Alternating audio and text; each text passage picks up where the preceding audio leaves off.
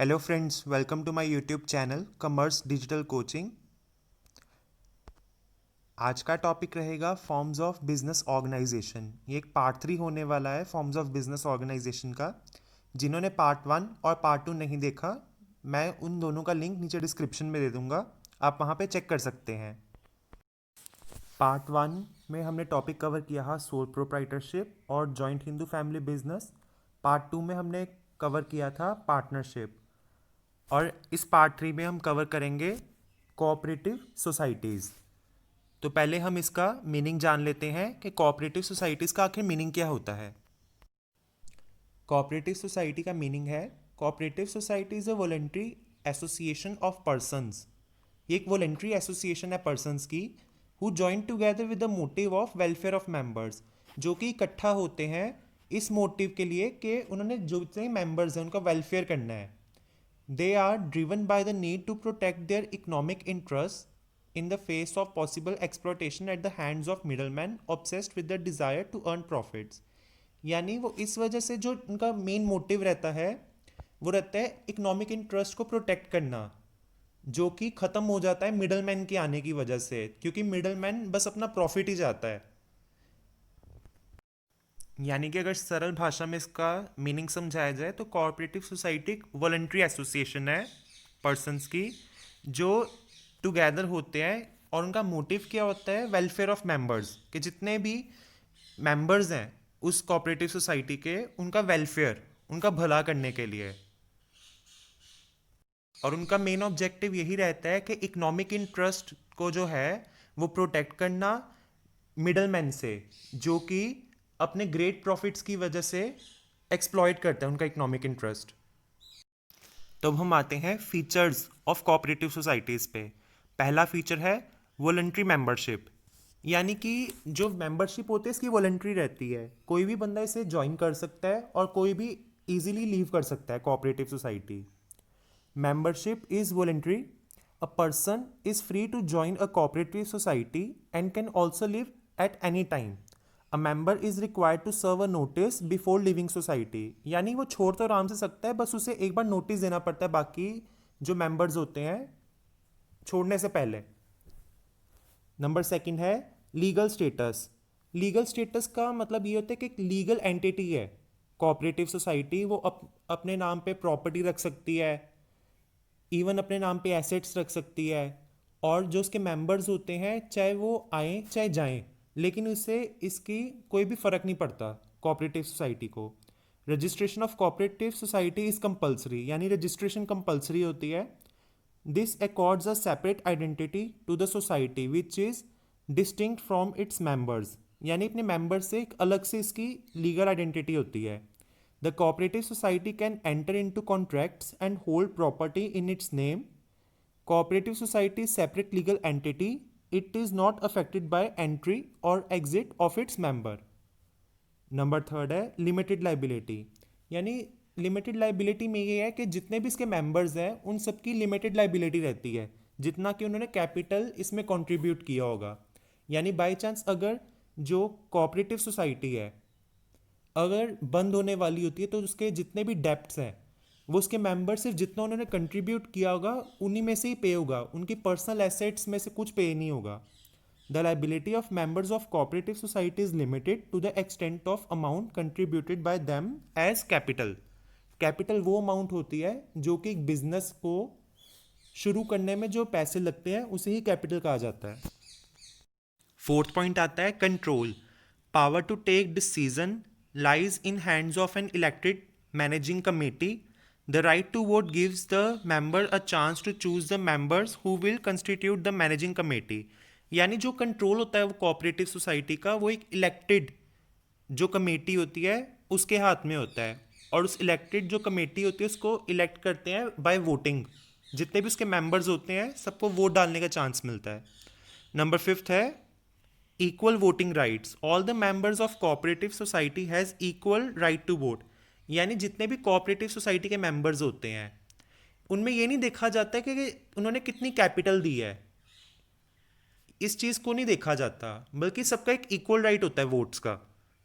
यहाँ पे कोई डिस्क्रिमिनेशन नहीं की जाती।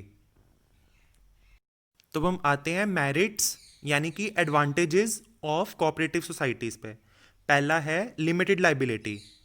The liability of members of cooperative society is limited to the extent of their capital contribution। ये हमने पॉइंट पहले ही डिस्कस किया है। The personal assets of the members are therefore safe from being used to repay business debts. Number second है equality in voting status. The principle of one man one vote governs cooperative society irrespective of the amount of capital contributed by a member. Each member is entitled to equal voting rights। Number third है stable existence. Death, bankruptcy और insanity of member do not affect continuity of cooperative society. यानी जो उसका member होगा, अगर वो bankrupt हो जाए या पागल हो जाए या बाई चांस उसकी डेथ हो जाए, ये अफेक्ट नहीं करेगी कोऑपरेटिव सोसाइटी को। नंबर फोर्थ है सपोर्ट फ्रॉम गवर्नमेंट। यानी जो कोऑपरेटिव सोसाइटी होती है उसे गवर्नमेंट का सपोर्ट तो हमेशा मिलता है। The cooperative society finds support from the government in the form of low taxes, subsidies and low interest rates on loan। यानी उनको जो टैक्स पे होता है, जितना उन्हें टैक्स देना होता है उस हिसाब से उनका टैक्स काफ़ी हद तक माफ़ भी हो जाता है, सब्सिडीज़ काफ़ी उन्हें मिलती हैं और लो इंटरेस्ट रेट पे लोन भी मिल जाता है। नंबर फिफ्थ है easy of formation. The cooperative society can be started with a minimum of 10 members. यानी 10 मेंबर्स चाहिए स्टार्ट करने के लिए। The registration procedure is simple involving a few legal formalities. It's formation is govern by the provision of cooperative societies act 1912। एक important point है cooperative societies act 1912 का। Number six economy in operations. The member of cooperative society offers services to the society as focus is on elimination of middlemen. This help in reducing cost।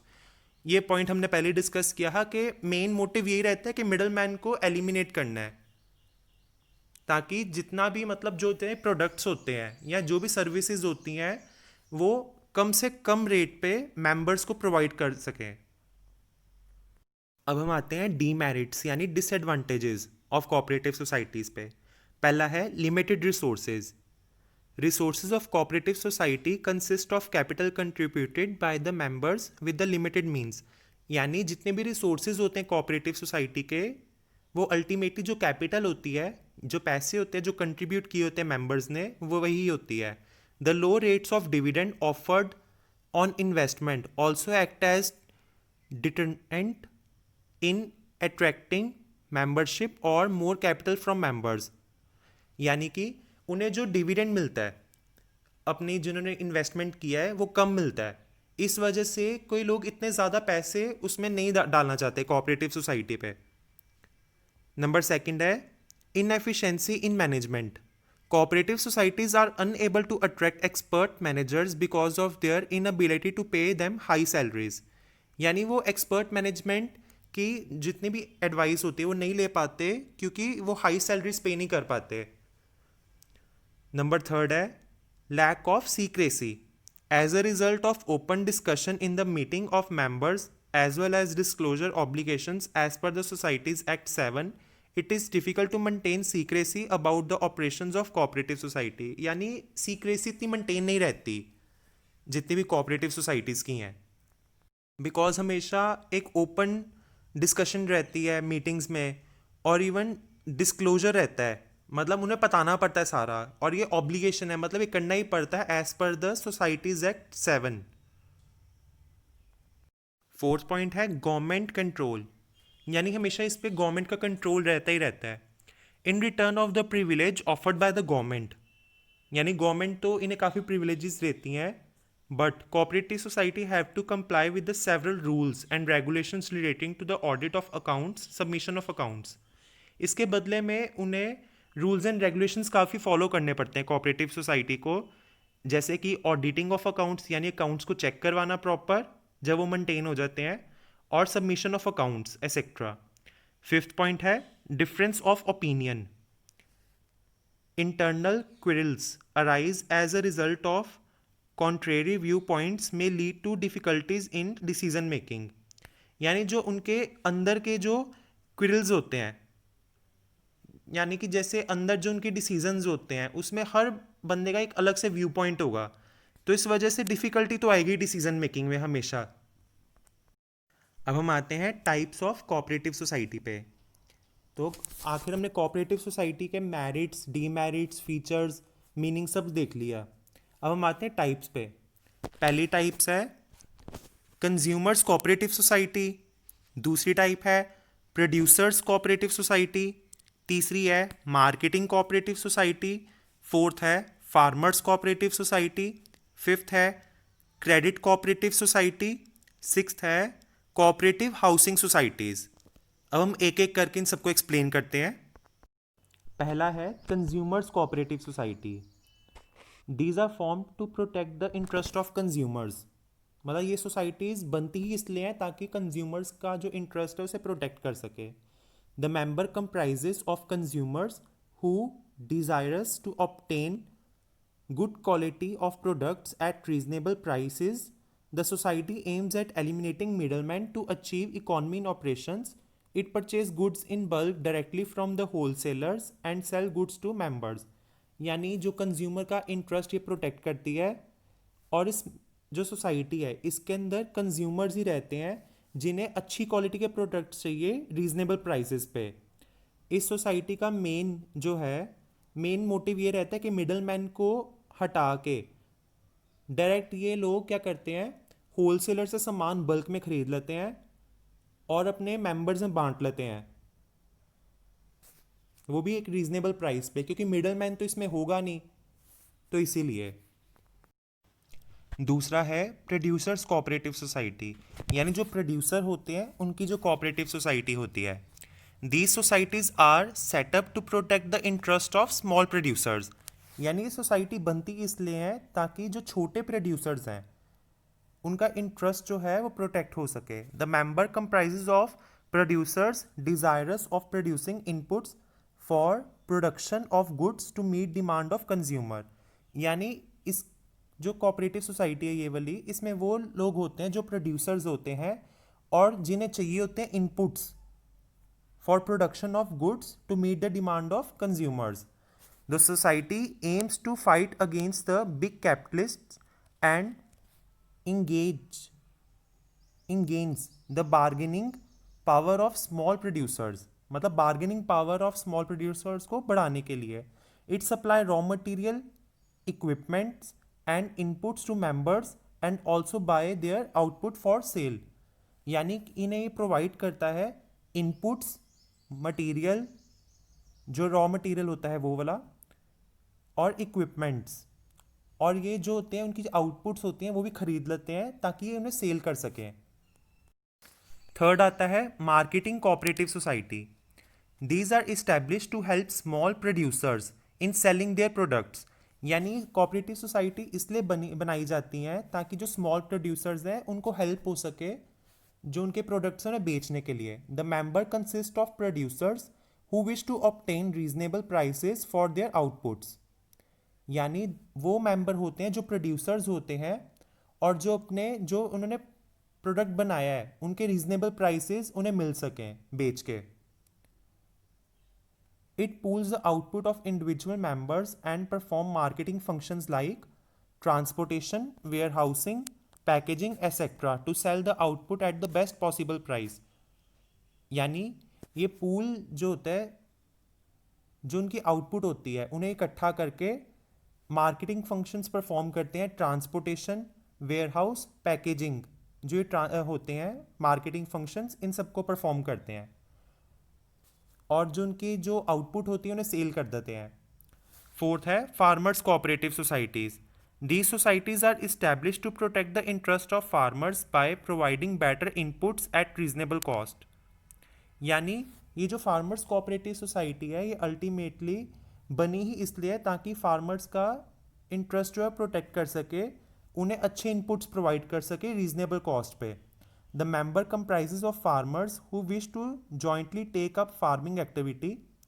The main aim is to gather benefits of large scale farming and increase the productivity। यानी इनका main M यही रहता है कि large scale farming का benefit लिया जा सके और प्रोडक्टिविटी इंक्रीज करें।